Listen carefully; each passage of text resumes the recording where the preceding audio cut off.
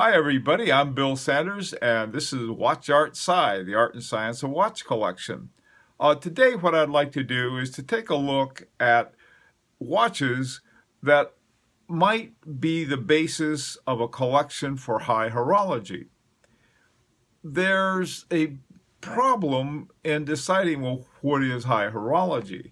On the one hand, we know of certain brands that have a very good reputation, either because of they've been around a long time, or because they make excellent watches, or because one thing or the other. And so sometimes it's a little difficult to know for sure what is and what is not. Now, one of the sources, at least for me, one of the best sources is the Grand Prix Horlogerie de Genève. And each year they have a grand prize. And in fact, they have several grand prizes. And so I thought, well, maybe that would be where to look. Well, I've got one watch. This watch is a 2007 Chronomètre Souverain by F.P. Journe. And it won the 2005 Men's Award in the Grand Prix. The problem with this watch and most of the other watches is that they're not very affordable. And so what I'm putting together today, or what I have put together today, is a series of watches that are Grand Prix winners that are affordable. And so that's what I'd like to look at today. Now, one watch, excuse me, one watch that I've talked about before that won the Grand Prix that is affordable is this Harboring 2 Felix.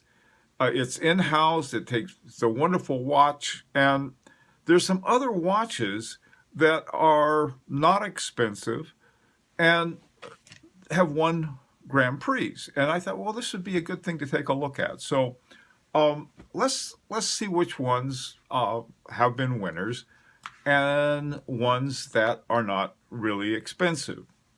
Okay, we'll start with 2010. And the reason that I chose to start in 2010 was that they introduced a new category called the Petite Aiguille, which means a little hand. And these were watches under 8,000 Swiss francs, which is about $8,000.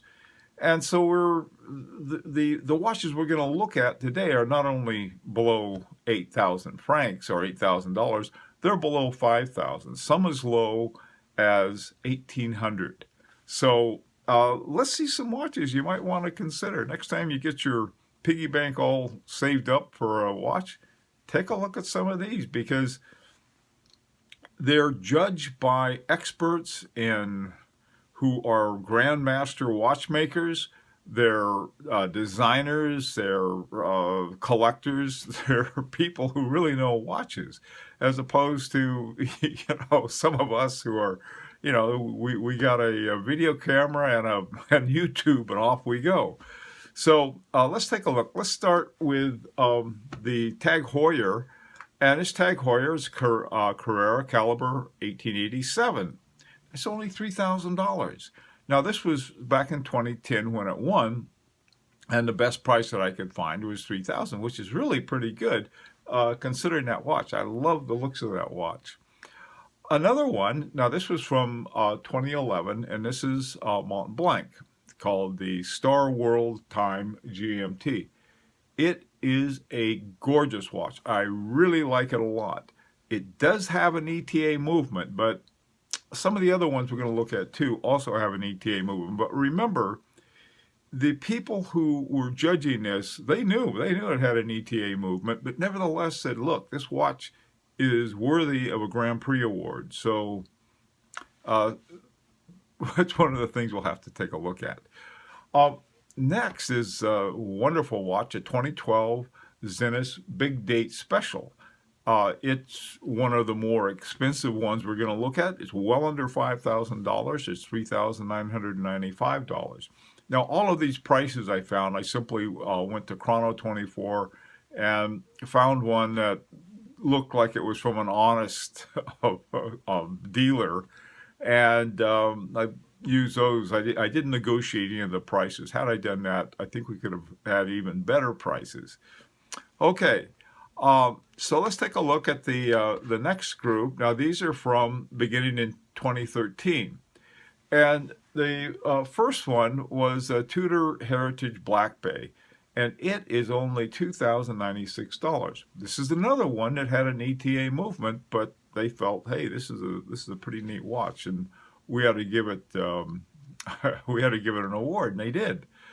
Okay, in 2013, there was a Harboring 2. It's not the one I have. It's called a Jumping Second Pilot, and it's $4,036.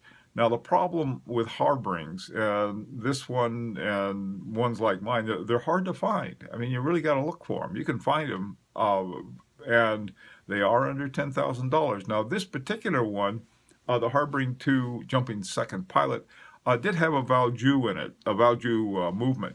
But Valjoux movement in the hands of Harboring comes out like, like something else.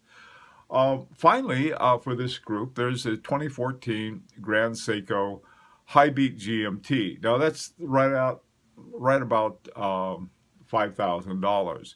In time, some of these prices will come down, and you might look a lot more thoroughly than I did and find something else you like. But it's still it's within the range that we're talking about. And remember, these are Grand Prix winners. These are really high horology watches, and we have a group of experts that tell us so. Okay, let's go on to the next group. These two are the Harboring 2 Felix. This is the one that I have, and it's a fantastic watch. That's all I can say about it. It's just fantastic. Also, 2015, we have the second Tudor, the Pelagos, and it's $3,000. Beautiful looking watch. That's a heck of a good buy too. Okay, the final group we're going to take a look at, we have a 2016 Tudor Heritage Black Bay Bronze. Now you might be thinking, wait a minute, didn't we just have a Tudor Heritage Black Bay? And the only difference is the color? Well, in this case, no. In 2016, the Heritage Black Bay, the Tudor Heritage Black Bay, got their own movement. It's called a MT, Movement Tudor something or other. I don't know what particular number this one had, but it's 3483. That is a very good buy, and it's a watch with its own movement. Okay. The next one is right next to it is that Tag Heuer Monza chronograph. It's 3744, and it's a what's called a revival, and it won an award for a revival. This is where somebody takes one of the older ones and brings it back, and that one for that. Now, the final one is the best deal. It's an incredible deal. It's a 2016 Eberhardt and Company scrapograph. It's $1,873, brand new. This is a great watch, and it won the award for the best sports watch. It wasn't the Petit Aiguille, the Tudor Heritage won that one, but this one, I mean, for $1,800, and it's hard to argue with somebody who says, well, you know, my watch is better than yours. Well, maybe so, but mine won a Grand Prix award, and which really means something. Okay, the fact that they tend to be more expensive, that can be a little rough. But this particular group that I showed you is very affordable. There have been one of the Tag Heuers that won the Aiguille d'Or, the highest award. That was $150,000. So all of these watches are keeping some very, very expensive company, and if we can't afford, I can. I'm sure there are some people can afford a $150,000 watch. I'm not one of them. In fact, I can't afford some of the ones I have. But it's something that aims toward high horology. It's not based on a slogan. It's not based on advertising. It's based on the evaluation by some of the smartest watch people in the world. So anyhow, next time your piggy bank gets filled up and ready to buy a watch, take a look at this group of watches. And I think any one that you get into high horology at different levels to be sure, but definitely high horology in one way or the other, because otherwise these watches wouldn't have won had they not had that. Okay, Friday we have another collection review. Oh wait, nope. Today's Friday. We have this today. Sunday we have our collection review, and this next one I think is a humdinger. I think you're going to really like it. And I would love to hear from you on this. What do you think? Do you think this is a good idea? Say, no, I'm gonna go out and I'm gonna get something I can depend on. I'm gonna get another Rolex or an Omega or my Tag Heuer or Breitling. Fine, that's okay. This is just one way to think about watches that are possibly high horology. Okay.